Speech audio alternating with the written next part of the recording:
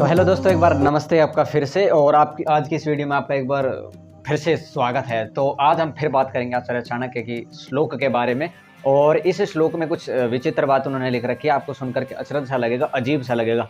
आचार्य चाणक्य कहते हैं कि इनको पैरों से नहीं छूना चाहिए, यानी कि अगर हम इनको पैरों से छुएंगे तो हमको पाप लगेगा। और पाप का मतलब यहाँ पर विशेष प्रकार का कष्ट हो सकता है इनके माध्यम से। चलो श्लोक को समझ लेते हैं, वो क्या कहते हैं। पादाभ्यां न स्पृशेद अग्निम भ्रूम ब्राह्मणमेव च नैव गाम न कुमारीम च न वृद्धम न शिशुम तथा। आचार्य चाणक्य ने कहा कि पादाभ्याम पैरों से न स्पृश न स्पर्श करना, अग्निम यानी स्पृशेद अग्निम, इन चीजों को पैरों से स्पर्श नहीं करना चाहिए। क्यों नहीं करना चाहिए वो बारे में बात करेंगे। देखो, अग्नि को बड़ा ही पवित्र माना जाता है, क्योंकि अग्नि के माध्यम से ना चीजों को शुद्ध किया जाता है। और अग्नि के अंदर कहते हैं कि जो चीज डाली जाती है ना, वो उसको शुद्ध कर देती है, तोड़ देती है, शुद्ध भी कर देती है। जैसे सोने का उदाहरण लिया जाता है कि सोने को अग्नि में डालने से सोना प्यूरिफाई हो जाता है, शुद्ध हो जाता है। उसी प्रकार से ये अग्नि क्या करती है, अपना एक शुद्धिकरण का माध्यम बनती है। जैसे हमारे पेट की जठराग्नि हमारे भोजन को हजम करती है, अगर अग्नि ही नहीं होगी तो हमारा भोजन क्या हजम होगा। तो ये शुद्धिकरण का काम करती है। गुरु को तो आप समझते हो ना, जो विद्या हमको देता है उसको गुरु कहते हैं। और गुरु वही होता है जो हमारा एडी से लेकर के चोटी तक का विकास कर सके। इसलिए गुरु को भी कभी पैर नहीं लगाना चाहिए। अगर गुरु को पैर लगाओगे तो पाप के भागीदारी बनोगे, पाप लगेगा। फिर इसके बाद है ब्राह्मण। अब ब्राह्मण का मतलब यहाँ पर देखो, बहुत सारे साधु संत समाज के अंदर आपने देखा है कि प्रचलन में रहते हैं और भिक्षाटन आदि के माध्यम से अपना जीवन यापन करते, वेद आदि का अध्ययन करते। देखो, शास्त्रों के अंदर ब्रह्म तो खुद ईश्वर का नाम है, ब्रह्म। तो ब्राह्मण जो उस ब्रह्म में रमण करता है उसको ब्राह्मण बोला जाता है। तो उस ब्राह्मण को कभी भी पैर से नहीं छूना चाहिए। जाने अनजाने में क्या पता हम ये गलती कर दे कि किसी ब्राह्मण को हमने पैर लगा दिया तो हमको पाप लग सकता है, कि हमारा दुरित हो सकता है, क्योंकि वो एक सम्मान के योग्य व्यक्ति होते हैं जिनकी यहाँ पे आचार्य चाणक्य बात कर रहे हैं। लेकिन इनका जो मार्ग है ना, वो हमको ध्यान रखना, सत्यवादी होना चाहिए, अच्छे वाले होने चाहिए, खराब नहीं। अब यहाँ पर जो बात कर रहे हैं वो उनके बारे में बात करें, क्योंकि वो आचार्य चाणक्य की खुद की दृष्टि ऐसी है जो हमको वो समझाने की कोशिश कर रहे हैं। ठीक है, नैव गाम, फिर आगे चल जाता है गौ माता। अब आप जानते हो, गाय का गोमूत्र, दुग्ध और गाय का शरीर से निकलने वाला वेस्ट भी जब हमारे जीवन में काम आता है, क्योंकि आज के समय में गोमूत्र से पता नहीं दुनिया भर की तो दवाइयाँ क्रिएट की जाती है। उसके दूध के अंदर ये बताया जाता है कि भाई सोना भी होता है, गाय के दूध के अंदर विद्यमान होता है, बुद्धिवर्धक भी होता है, गाय का घी भी अच्छा होता है, यज्ञ के अंदर उसको प्रयोग किया जाता है। गाय के गोबर का लेपन किया जाता है अपने चौतरों के ऊपर जहाँ हम घर पे रहते हैं। गोमूत्र का पान किया जाता है। आप देखो, उसकी कृषि जो घरों के अंदर उपले बनाए जाते हैं उनका भी प्रयोग होता है। तो गाय को भी पैर नहीं लगाना चाहिए। आचार्य चाणक्य ने स्पष्ट लिखा, न गाम न कुमारीम च। और फिर एक नव मतलब कि एक जवान स्त्री को, यानी कि जो लड़कियों को, यहाँ पे लड़की आप समझ सकते हो, लड़कियों को पैर नहीं लगाना चाहिए, क्योंकि लड़कियों को पैर लगाने से भी पाप लगता है। इसलिए लड़कियों को कभी भी ना पैर से नहीं छूना चाहिए। ये बात भी आचार्य चाणक्य ने लिखी है। और न वृद्धम, फिर इसके बाद वृद्ध यानी कि वो जो बूढ़ा व्यक्ति हो जाता है, जिसका शरीर प्रौढ़ हो जाता है, वो ज्ञान में वृद्ध है।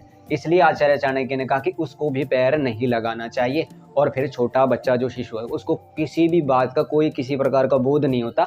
अगर हम उसको पैर लगा रहे तो उसके मन के अंदर, जब हम उसको पैर लगाएंगे तो उसके मन के अंदर इरिटेशन पैदा होगी और उसका नेगेटिव माइंड कन्वर्ट हो जाएगा। आप खुद देखो ना, किसी को जब हम पैर लगाते तो उसको क्या महसूस होता है, अपमान महसूस होता है। तो ये छह सात चीजें जो भी मैंने आपको इसमें बताई है, ठीक है। अग्नि ये पूजनीय मानी जाती है, इसलिए अग्नि की उपासना यज्ञ के माध्यम से की जाती है। जैसे हम यज्ञ करते हैं प्रतिदिन, तो अग्नि की उपासना की जाती है। तो अग्नि के जब हम समीप रहते हैं तो उसको अगर हम पैर लगाएंगे तो हमको पाप लगेगा। जलाए वो भौतिक रूप से तो जलाएगी, लेकिन पाप लगेगा। फिर गुरु को भी हम पैर नहीं लगा सकते। सेकंड नंबर पे उन्होंने गुरु को लिखा, पहले नंबर पर उन्होंने अग्नि अग्रणी भवती, यानी कि अग्नि हमको ऊपर उठने का संदेश देती है। अग्नि ऊपर को उठ कर करती हमें इशारा, जीवन में ऊंचा उठना है कर्तव्य हमारा। फिर गुरु हमको ऊपर की तरफ लेकर जाते हैं। फिर ब्राह्मण समाज हमको अच्छा सा उपदेश करके ऊपर की तरफ लेकर के जाते हैं। फिर गाम यानी कि गाय के माध्यम से जो उनका जो शरीर जैसे घी दूध आदि उनका लेते हैं। फिर गाय के बारे में जिसके माध्यम से अपने शरीर के अंदर मतलब कि अच्छे ताकतवर पदार्थों को ग्रहण करते। फिर स्त्रियों का बड़ा सम्मान दिया था। यत्र नार्यस्ति पूज्यन्ते रमन्ते तत्र देवता, जहाँ नारियों की पूजा होती है वहां पर देवता निवास करते।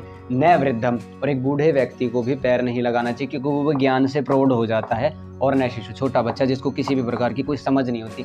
अगर हम इनको पैर से टच करेंगे तो आचार्य चाणक्य कहा कि ये हमारे लिए अच्छा नहीं होगा। इसलिए आपको हमारे ऋषियों की अगर बात लगता है कि सराहनीय है, पालन करने योग्य है, तो आप उनकी बातों को एक्सेप्ट करोगे। और उनकी जो विचारधारा है, उनकी जो साइकोलॉजी है, उनका जो थॉट प्रोसेस था कुछ अलग ही प्रकार का था, ध्यान धारणा समाधि के माध्यम से। तो पादाभ्यां न स्पृशेद अग्निम गुरु ब्राह्मणमेव च नैव गाम न कुमारीम च न वृद्धम न शिशुम तथा, ठीक है। पादाभ्याम ने स्पृशेदग्निम गुरु ब्राह्मणमेव च नैवगाम ने कुमारीम च नैवृद्धम ने शिशुम ने, ऐसे करके भी इसको याद भी रख सकते हैं अपने जीवन के अंदर। चल तो ठीक है, अब आगे मिलते हैं किसी अगली वीडियो में। जब तक ये छोटा सा श्लोक हमने आपको कराया है, बाकी आपको कुछ ऐसा लगे कि भाई डाउट है तो कुछ आप कमेंट करके हमको बता सकते हैं, उस डाउट को क्लियर करने की हम कोशिश करेंगे। बाकी चाणक्य नीति और हमारे शास्त्रों के अंदर बहुत बहुत सुंदर सुंदर वेद पढ़ो, ऋग्वेद, यजुर्वेद, सामवेद, अथर्ववेद, उपनिषद, दर्शन, षड दर्शन पढ़ो, उपनिषद पढ़ो, बहुत अच्छी अच्छी विद्या है इनके अंदर। जब तक भारत के अंदर शास्त्रों का प्रचार प्रसार रहा, जब तक भारत बहुत ही अच्छा देश रहा, उसके बाद जैसे हमारी विद्या को मैकॉले की शिक्षा पद्धति के माध्यम से नष्ट किया गया, उसके बाद हमारे देश का तो लगभग आधे से ज़्यादा तो बहुत बड़ा ही नुकसान उस स्तर पर हो चुका है, ज्ञान के विषय में मैं बात कर रहा हूँ। तो ठीक है, थोड़ा बहुत हमारा भी सहयोग लगेगा अपनी वेद विद्या का प्रचार करने के लिए, ठीक है। तो मिलते हैं अगले एपिसोड में, जब तक के लिए आप हाथ जोड़ करके फिर दोबारा से धन्यवाद।